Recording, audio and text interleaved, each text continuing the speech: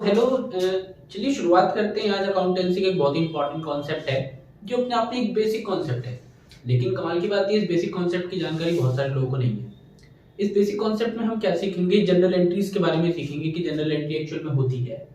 अब general entry कहने को तो अपने आप में एक बहुत ब्रॉडर कॉन्सेप्ट है, लेकिन अगर हमें उसकी एबीसीडी पता लग जाए, हमें उसका कॉन्सेप्ट पता लग जाए कि अच्छा कोई चीज डेबिट होती है तो क्यों होती है, कोई चीज क्रेडिट होती है तो क्यों होती है, तो हम उसका एडवांस लेवल भी इजीली सीख सकते हैं। तो यहाँ पे जनरल एंट्री पे सबसे पहले हम दो चीजों पर फोकस करेंगे, क्योंकि हमने अकाउंट्स में सीखा था कि दो ही चीजें होती है, या तो परचेज होगी या सेल होगी, या तो पैसा आएगा या पैसा जाएगा। इन्हीं दो चीजों के बेसिस पे हम एंट्री सीखेंगे। तो ये पहली एंट्री आज जो हम सीखेंगे वो सेल्स की सीखेंगे, जो कि 5 एंट्री है। अब ऐसे ही 5 एंट्री आज हम परचेज की सीखेंगे।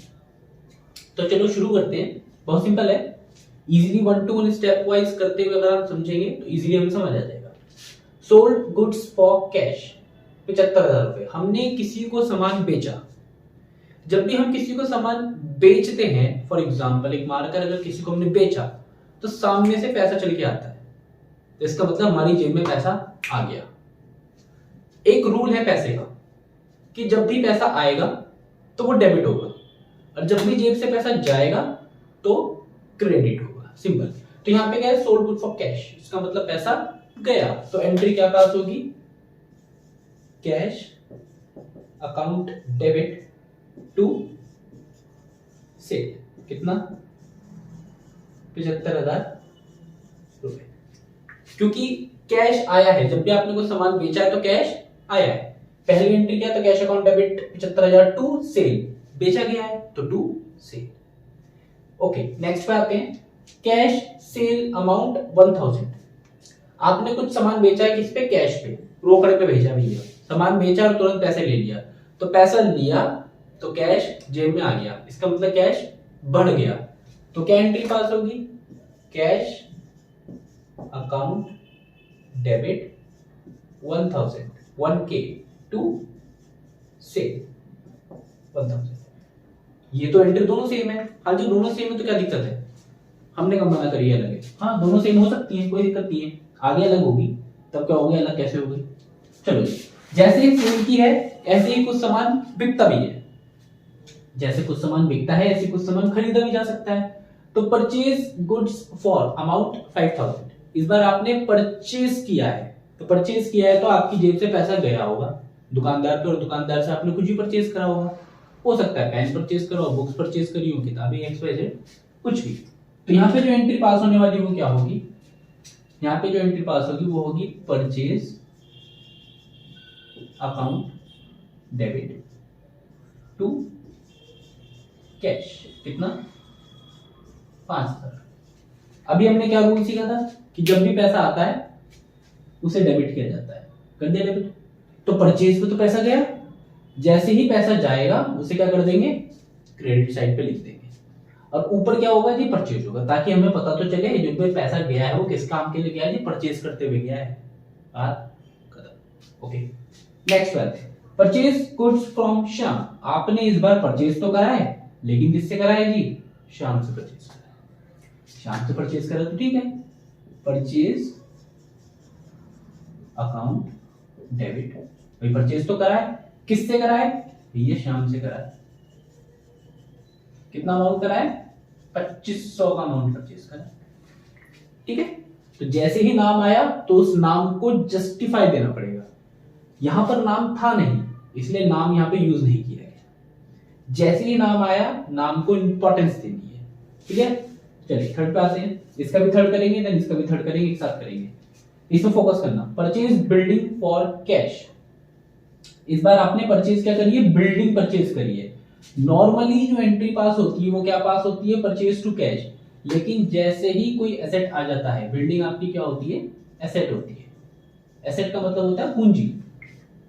एसेट वो चीज होती है जिसको बेचकर या जिसके द्वारा आप पैसे कमा सकते हो। जैसे बिल्डिंग एक एसेट है, उसको बेच के पैसा कमाया जा सकता है। जैसे गाड़ी एक एसेट है, उसको बेच के पैसा कमाया जा सकता है। These are all the part of the assets. तो परचेज बिल्डिंग फॉर कैश, जैसे ही एसेट आता है आपको उसको इंपॉर्टेंस देनी है। इंपॉर्टेंस कैसे देते हैं भाई, ऐसे देते हैं, देखो, बिल्डिंग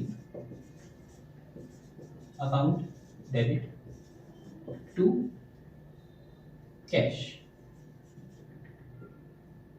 कितना? 25,000। इस बार आपने परचेज वर्ड यूज नहीं करा, इस बार आपने बिल्डिंग वर्ड यूज करा है। क्यों? क्योंकि एसेट है, और एसेट को क्या देनी है भाई? इंपॉर्टेंस देनी है। बंदा पैसा लाके देगा कल, पैसे वालों को तो इंपॉर्टेंस मिलती है, आपको पता है, ठीक है ना। ओके, थर्ड का है सोल्ड गुड्स टू कृष्णा। ठीक है जी, सामान बेचा गया है, किसे? कृष्णा को बेचा गया है। ठीक है जी, मैं यहाँ पे एंट्री पास कर देता हूँ, थोड़ी जगह कम है। तो Krishna account debit to sale. कितना? 15। जैसे आपने परचेज पे करा था, जैसे ही कोई नाम आया था उस नाम को इंपॉर्टेंस दी थी, ऐसे ही आपने सेल पे करना है, जैसे ही कोई नाम आएगा उस नाम को इंपॉर्टेंस देनी है। बात खत्म। ओके, फोर्थ पे इंपॉर्टेंस है और ध्यान से सुनिए इसे। Sold house hold. House hold मतलब घरेलू। एक घरेलू फर्नीचर था, घर में एक टेबल चेयर पड़ी हुई थी भाई, उसकी कीमत कितनी थी? 5,000। 5,000 में क्या हो गई? बिक गई। 5,000 जेब में आ गए। ठीक है जी, जेब में आ गए तो उसका मतलब कैश आ गया। तो कैश अकाउंट डेबिट, कैश तो आ गया, बड़ी बात है जी, अच्छी जी। कैश आ गया जी, कितना आ गया? 5,000। ठीक है, यहां तक की कहानी खत्म। ठीक है, आगे बढ़ते हैं। लिखा and paid money into business. वो जो 5,000 रुपए आए थे ना, वो बिजनेस में इस्तेमाल कर लिए गए। बिजनेस में जब भी हम पैसा लगाते हैं तो उसे क्या बोलते हैं? कैपिटल। भाई बिजनेस में पैसा लगाना है, बिजनेस की शुरुआत करनी है, बिजनेस को बढ़ाना है, तो क्या कहते हैं? कैपिटल। तो इसलिए जो डेबिट होगा वो क्या होगा जी? To capital account. कितना? 5,000। क्लियर? ओके, नेक्स्ट पे आते हैं। गुड्स की कॉस्टिंग थी 500 रुपए, use for domestic purpose. Okay, देखो जी, डोमेस्टिक पर्पस मतलब, डोमेस्टिक का मतलब होता है घरेलू। जैसे बोलते हैं डोमेस्टिक कुत्ता है, तो कुत्ता क्या है जी? पालतू कुत्ता है जी, कोई टेंशन नहीं है। तो ऐसी डोमेस्टिक पर्पस, डोमेस्टिक पर्पस मतलब घरेलू, घरेलू खर्चों के लिए इस्तेमाल किया गया है। जब भी घरेलू खर्चे आते हैं तो एक वर्ड यूज होता है जिसको हम बोलते हैं drawings. Account debit to cash, क्योंकि कैश तो आपके पास से गया होगा भाई, घरेलू भी खर्चे हुए तो खर्चे तो हुए हैं ना, जेब से तो पैसा चला गया यार। कितना? 500 रुपए। ये ड्राइंग तो वाला ड्राइंग नहीं है, वो जो व्हाइट सी शीट पे हम ड्राइंग बनाते हैं, वो उस ड्राइंग से इसका कोई लेना देना नहीं है।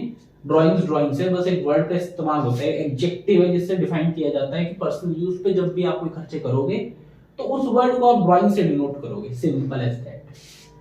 ओके, आ जाओ जी, यहाँ पे आ जाओ। सोल्ड मशीनरी, मशीनरी सोल्ड की गई है किसे? 1,000 रुपए में टू सीता ऑन क्रेडिट। उधार पे बेच दिया। ये इंडिया है, उधारी चलती है, आपसदारी वाली बात होती है, उधारी चलती है। अभी तक किस पे बेचा गया था? रोकड़े पे, कैश पे, कैश पे। इस बार किस पे बेच दिया गया है? उधार पे बेच दिया गया, कोई दिक्कत नहीं है। ठीक है, तो उधार पे बेच दिया गया है तो क्या नाम आएगा जी? नाम पर इंपॉर्टेंस देनी पड़ेगी। सीता, सीता से क्या मिला है जी? मशीनरी। Account debit. कितना? 1,000। तो Sita account debit to machinery, क्योंकि मशीनरी आपने बेची है तो वो चली गई। एसेट जब भी जाता है क्रेडिट होता है, जब भी आता है डेबिट होता है। ठीक है ना। सीता नाम इसलिए आया क्योंकि क्रेडिट में बेचा गया, अगर कैश में बेचा जाता तो कैश आ जाता। क्लियर? ओके, यहां पे देखते क्या क्या है। परचेज मशीनरी ऑन क्रेडिट, कितने? 200 रुपए में। सेम केस होगा, मशीनरी आ जाएगी आपके पास। अकाउंट डेबिट कितना? 2 किससे ली गई है जी? राम से ली गई है, राम 200। सेम केस है, उल्टी हो जाती है, क्योंकि यहाँ पे परचेज की गई तो मशीनरी आई है आपके पास से, क्रेडिट पे ली गई है, किससे ली गई है जी? राम से ली गई है। तो 20 प्रकार से 5 एंट्रीज हैं, 5 सेल्स की एंड 5 परचेज की, जो आपके जो बेसिक कॉन्सेप्ट है सेल एंड परचेज के कॉन्सेप्ट को वो खोल देगी। कहने को तो और बहुत सारी एंट्रीज हो सकती है, लेकिन आपने इस 5 एंट्रीज और 5 यहाँ पे इन एंट्रीज पे महारत हासिल कर ली तो किसी प्रकार की सेल्स की अगर एंट्री आएगी तो उस पर हम कमांड बना सकते हैं। इसके अलावा सेल्स की क्रॉस एंट्रीज भी होती हैं जिनको हम बोलते हैं सेल लेटर और परचेज लेटर, वो आने वाली अदर वीडियोस में कवर करेंगे। तो आज के लिए इतना।